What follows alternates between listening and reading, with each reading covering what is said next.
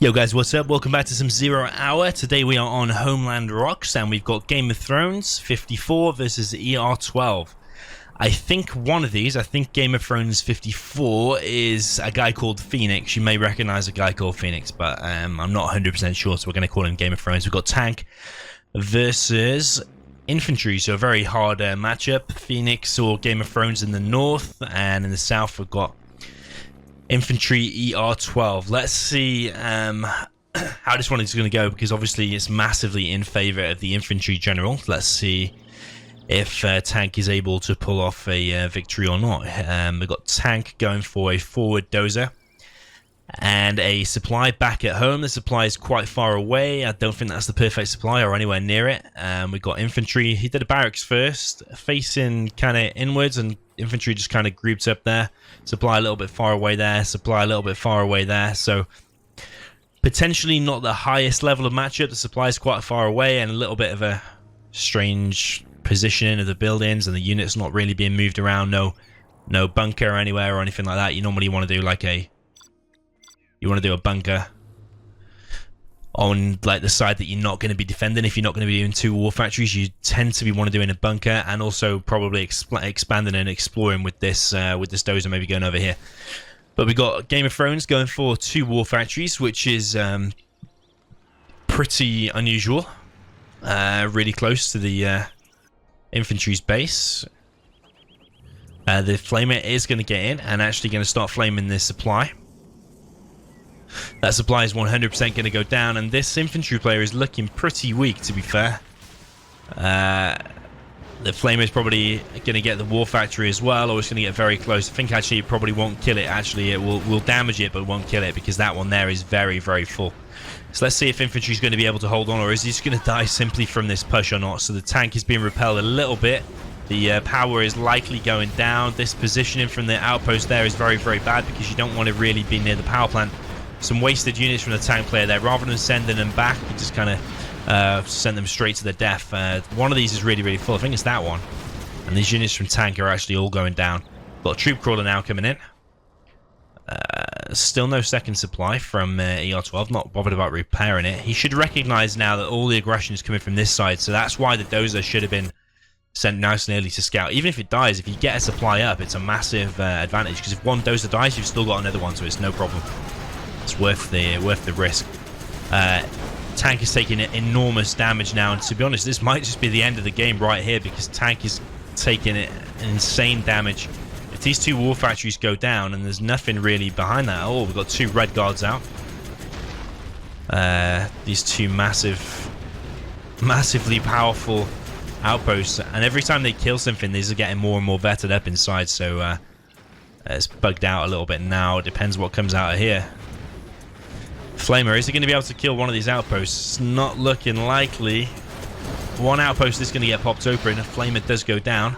Red Guard's in the base. Is going to take out a few of the infantry. The units here are just kind of sitting around, not doing very much. The Flamer now is going to clear out that bunker. Bad mistake there from the infantry player. And this Flamer now is going to get really, really close to this outpost. And the outpost is not being microed at all. Extremely low. It's on basically 0 HP. I keep saying that in Zero. How do these units keep lasting that? Oh, the outpost is completely cleared out, and the flamer now is 3-star. We have got another outpost here and flamer, so, and we've got potentially MiGs being made back at home. We've got an airfield going up. That flamer is going to get picked off. Red Guard is still chilling in the base, and no second supply is up from ER12. No power either. So pretty bad from ER12, to be honest. This is not good at all, but massive damage caused to the tank player, you could say, because the two war factories and a shitload of units have gone down. So not looking so great for the tank player right now, because this outpost here is going to be really, really hard to defend against. Helix is out, which is a little bit strange. This game is really unusual and really weird. Well, I don't understand why you would see a Helix. Let's see what is going to happen. So the tank hunters are being put in one by one. You generally don't really want to be doing that. But he is forced to kind of defend right now, because that flame is going to take out the airfield. Probably going to take out the airfield and a couple of tank hunters as well. Expensive tank gunners as well at 375 a piece or 385. I can't remember which one. Really expensive. They're best part of $400. Outpost now has been taken out by these 2 helixes. And the tank gunners inside have been cleared out too. Infantry is just kind of... don't know what he's doing at the moment. Barracks is now being made. But as soon as you see them helixes, you immediately need to be getting some minigunners out. And I don't think... has he got any minigunners? I don't know if he's any inside of there. I think he has 1 minigunner inside of there from what I saw it on the map a minute ago. But leaving him inside of that outpost is potentially a very, very bad idea. Helix is taking massive damage, but the outpost has been popped open and Helix has gone down. What he should have done really is evacuated the units first and then spread them around. But I mean, he's killed the Helixes anyway, but I don't know, was that bad micro on Game of Thrones' part? I'm not 100%. Either way, this is a really unusual game. Now a base is being formed on this left-hand side by both players. 3 tank hunters coming through from Game of Thrones. I think that's the units left over from the Helixes that he was trying to fill up before. It's a really weird, scrappy and sloppy game. That Flamer now needs to do something. He's been just sat there for ages. Needs to take out some of these tank hunters, or you can kind of waypoint it down the side of the map. Flamer not interested in fighting the tank hunters. This is really weird. Why would you not send the Flamer? Why would you not send the Flamer to kill the tank hunters and you send the outpost to kill? It's really, really strange. Power has gone down from this Flamer, wherever that one came from. So also on about 1 or 2 HP. Flamer, if it walks through the radiation though, it should die. It's died. It did die to the radiation then. It wasn't the last hit from the tank hunter. It looked like it died from the radiation.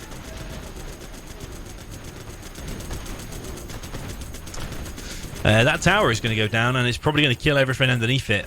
I think it even kills buildings if it lands the right way, but I'm not sure it is going to land the right way or not. I think it's going to land just there. Yeah. It's a bit of a bunker versus bunker fight now. I think that one there will go down first, but the Flamer is coming in to help it out. It's going to flush out that, and then the Flamer is going to get over here and cause massive damage. ER12 is not playing the best, and he's not built a supply back at his main base either. He's going to have to sell all of this now. Just sell everything. And why is he just selling the barracks? He needs to sell everything.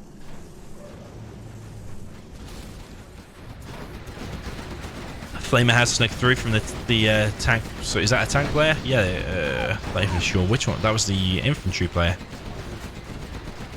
Because it was vetted, it confused me. Outpost is now killing the gap, but the dozer is going to go down and the outpost is going to get popped open. Troop crawler there to clear that up. Those tank hunters have got no chance now. Flamer is going to sneak through and he's probably going to get to the supply of ER12. Flamer just kind of sitting idle. ER12 really needs to move, really needs to think about... Our power is low. This one Flamer here is going to end the game probably. Mines have been produced on the barracks, a little bit strange. Since everything that Inf makes can detect stealth. Being troop crawlers and outposts. Flamer's taking out the only remaining supply of ER12, and an assault troop crawler is going to engage the Flamer, but it's getting awfully close. Flamer is not reacting at all. Bad play from both players there, to be honest. The assault troop crawler shouldn't be that close to the Flamer, and the Flamer should have been reacting and doing a flame wall. It could have popped that open and could have ended the game right there, but... But yeah, I suppose we've got to remember not every game is going to be the extreme top level of play, so I want to mix in occasionally lower level games. Not everything is going to be Rage, Size, Google, Crazy, all these kind of players. Assault True Caller now is taking massive damage to the Red Guards. What's going to happen here? It's going to be an interesting battle, actually, because the Red Guards are much weaker. But what should have happened is the Assault True Caller should have evacuated everything, and Game of Thrones manages to pull it off. Not you are victorious. The greatest level of game, but I mean, at least Tank gets the win over Infantry, which is a very rare occurrence, to be honest. So well played to Game of Thrones. Units destroyed 65 compared to 41 for ER12. Loads more money collected for Game of Thrones, mainly because ER12's supply got flamed pretty quick, and then he took ages to build the second supply. and never rebuilt that second supply, his main supply back in his base. So yeah, but really, really bad play from ER12. But it kind of made it a little bit more balanced, because you can tell Game of Thrones probably a little bit more skilled, but he had the more imbalanced matchup. So yeah, quite a short game now, and actually only 10 minutes.